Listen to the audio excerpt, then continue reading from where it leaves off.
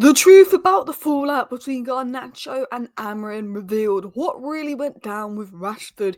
Is his relationship with Man United stale? Will he play again? Because he is set to be out for the Liverpool game, although that is due to illness. It will now be 6 games in a row about Rashford. Could he leave in January? Has he played his last game for United? And why the whole situation is a little bit alarming. Interestingly, Ruben Amorim laid down strict rules with the Manchester United squad, and if they don't abide by those rules, they will not play. Now, this has had a big impact on the way the Manchester United players look at him with his strict and ruthless approach, and he's actually gained more respect from the squad. What is the latest on transfer moves like Nuno Mendes, Cunha? We've also been linked to a young attacking midfielder from Portugal that can also play out wide that would suit Amorim's system from what I've read about him. So listen, people, let's get into your 10-minute news roundup. Starting with the Garnacho story, which seems to be a bit more of a miscommunication.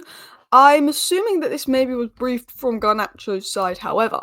Alejandro Garnacho was ruled out of the derby last month after turning his back on Ruben Amorim while giving instructions against Victoria Pleasant. The players' representatives denied that he had been disrespectful and played it down to a misunderstanding. So apparently before Alejandro came on versus Pleasant, when Ruben Amorim was giving him instructions, he sort of denied it, looked interested and walked off, which, to be honest, on paper doesn't sound that deep. It doesn't sound like that would be the reason he'd be dropped for the next game against Manchester City. But at the same time, it is a bit rude. Your manager is giving you instructions and you're just sort of turning your back to him and not listening.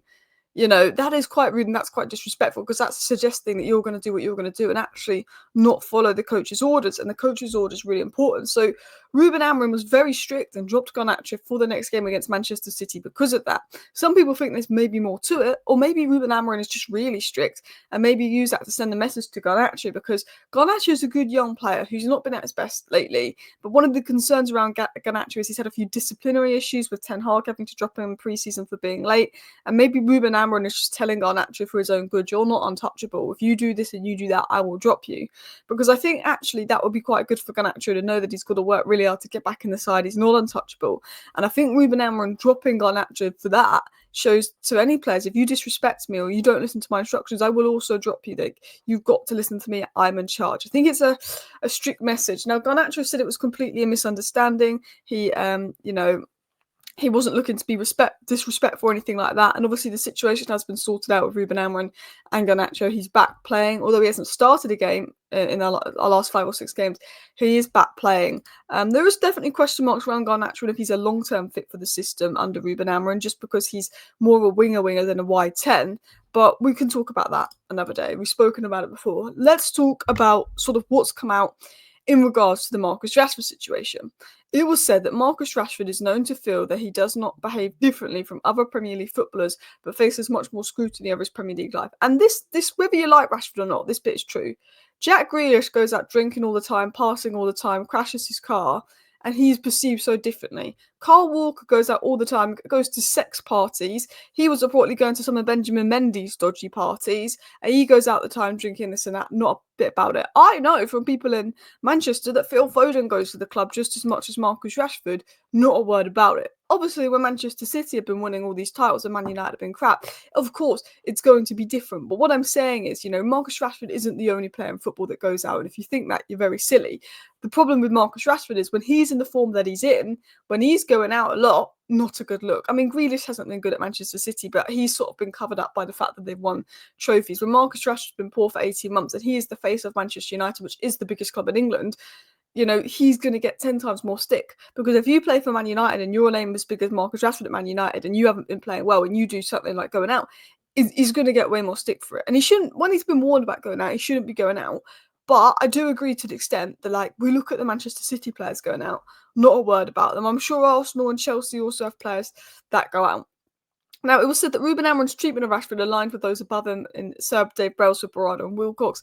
They've agreed with Amorim's treatment of Rashford. But what actually happened, because I spoke about Rashford going out, this is what Laurie Whitwell, who's one of the best journalists out there when it comes to Man United news. Laurie Whitwell, David Ornstein and Fabrizio Romano, probably the best 3 if you want exclusives. I think they probably drop the most exclusives.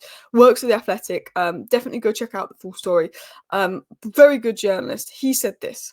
After the match against Everton on December 1st, Ruben Amorim learned that Marcus Rashford had gone out in Manchester on the evening of Friday, November 29th, less than 48 hours before.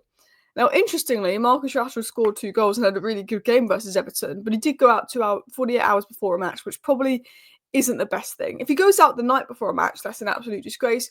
48 hours before a match, I mean, it's not the smartest thing to do. It's not the smartest thing to do. It really isn't. And I think when you're not in great form and a new manager's come in, it really isn't the smartest thing to do. Amorim does not want players to come off so close to games, and asked Rashford about it, who assured him that he'd been misinformed about the late exit. In the final training session before Manchester City, he gave a lacklustre performance, and according to many sources, some of whom said he looked tired, there were rumours that he'd been out the day before that final training session, and those close to the player categorically deny. Now, there was a lot of rumours, because I remember when Rashford was dropped for the Man City game, the next day there was a lot of rumours going about that he'd been spotted out in Manchester, the night before training again, a bit of a Belfast incident 2.0. He went out 2 days before the Everton game, which he shouldn't do, but he did put in a really good performance. And then if he's just gone out before the Everton game, Mims sort of warned about it, said he didn't, or it wasn't a late night out. And he has gone out 2 days before the City game and put a lacklustre performance in training. You can see why Ruben Amorim is going to discipline him. I think Rashford is unfairly targeted, absolutely. But you have to look at it in the context with Rashford and say the Belfast incident, that was a big thing with Eric Ten Hag, mistraining because of that, got dropped for that. Ten Hag was aware that Rashford liked to go out and have late nights and did not like it. There was some reports saying that Marcus Rashford often goes out, has really late nights and drinks a lot, which had been a concern within the club. But the reason I've not included that in this is because it came out, I can't remember who it was, it came out from like Luckhurst or someone. It wasn't Luckhurst, but it was someone that was like maybe not the most reliable source of information. But there was a lot of like rumours about Rashford going out and enjoying a late night. And I think when you're in poor form and you've been warned against it many times, the Belfast instance, there was a warning with Amorim against Everton, you can't do that. Even though it was 2 days before and it's not the night before and you're probably back and reset, if you've got training next day, you're not going to be able to go 100% in training. And, there are sources that say people around Rashford are not a good influence. He likes to go out, and he's not the only Premier League player that likes to go out. But I think when Man United are 14th, you're not in your best form. It's not the smartest thing to do. And I'm also going to say this. Rashford, you're 27 years of age. I'm not one to judge, but I'm 24 now. I could go out maybe twice a year. I feel like I'm too old for it. To go clubbing, I'm talking nightclubs. To do that, I feel like I'm too old for it. Honestly, I have to mentally prepare. If I have to be in the mood, I have to be in a big group of friends. You have to go drinking. I get so bored in nightclubs, to be honest. When I was 18, 19, it's different. But I just feel a bit old for it. I'd rather just sit in a pub, chat to friends, be home by midnight. Maybe that's just me, but I felt that as you get older, you're just not really interested in that. It's 27. You don't need to be going to nightclubs 2-3 times a month at 27 years of age. Yeah, I'm not one. I'm not judging, but I'm just saying you are 27. You're not 18, 19 anymore when that's when you... I don't get it. I just think, can you wait until special occasions like your birthday or in the summer to do that? Because, when you've been warned about it, it's not a good idea. And Sack said this, it's a losing battle, even commenting on the Rashford situation. Club and player need to just pull this all behind them with a move in the window. And I think the relationship between Rashford and the club is not good. It's not good at all. I think we need Marcus Rashford on the pitch because I think he's our top goal scorer in the Premier League and he's only played half our games and I think we're not scoring goals. But you have to also, someone that backs Rashford, and people always give me stick. They're like, Alice, you always back Rashford. And it's I don't, for me, I will back Amorim over Rashford because I'm going to back the new manager over any player. I don't care if it's one of my favourite players or not. I'm going to back Amorim. And if Amorim wants to drop Rashford, then Amorim's got my full support on that. But I rate Rashford. I think he's a good player. And I'm just someone that's frustrated with Rashford because, obviously the media, they do make up lies and reports about him and exaggerate. And it's hard to believe everything that's said about Rashford. And I think some people do.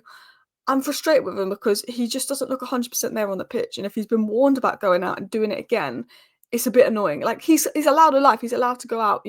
Let's say we win a big. I think he went out on his birthday after we won a game, and that's absolutely fine. We didn't have a game for 4 days after that. You're allowed the odd night out here and there, but I think if it's a regular thing and he's been warned about it so many times by the club before, reportedly, that's when the concern lays in.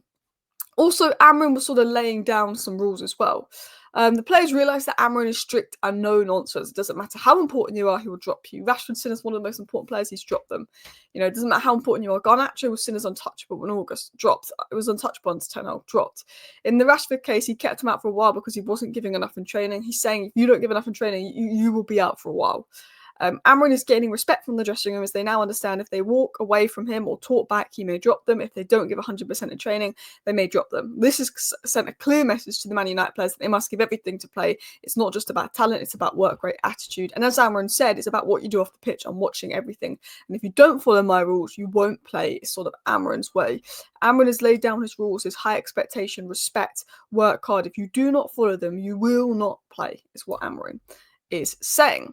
We're going to quickly dive into a couple transfer updates while we're here, but I will touch upon this in a live stream later today, that Nuno Mendes is reportedly ready to join Manchester United. His girlfriend lives in Portugal, but Mendes wants her to join him in Manchester, and she's thinking about packing her bags. There is talk that Nuno Mendes wants to join Man United. I don't know how true that is. It hasn't come out from a Whitwell and Ornstein, a Simon Stones, Fabrizio Romano yet. I'm waiting for it to come out from someone more reliable to jump on that, but this is a third or fourth source to say he could be open to the move, but is a tier 2 source. Caught offside again, tier 3 source said that Manchester United are monitoring Rodrigo Moura's progress at Porto. The 17-year-old has a 45 million release clause. Great young player, great young talent. Him, Naipan, Mastantuono, Tibbling, Rig, Joe. Man United are monitoring a lot of great young talents in that sort of 10 wide 10 role. One to keep an eye on, but we need more ready-made players, let's be honest. And then it was said that Arsenal are now interested in Cunha, but Wolves are working to give the forward a new contract. Transfer could be difficult this month. Obviously, this is Arsenal news, but this relates to Manchester United in the sense of, we're not going to get Cunha in January. As much as I'd like Cunha in January, we're not going to be able to get him in January. Anyway, guys, let me know your thoughts down below on all the news. Thank you for watching. Bye.